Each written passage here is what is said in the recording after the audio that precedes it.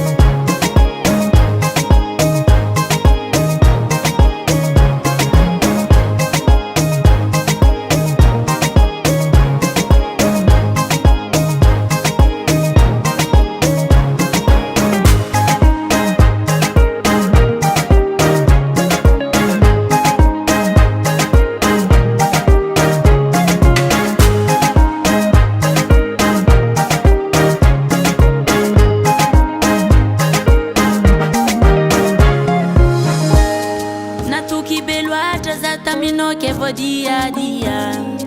kane fatika talua dilan fanga dia fitia vantenga na duba ka fiara ngatika zalaye andua famia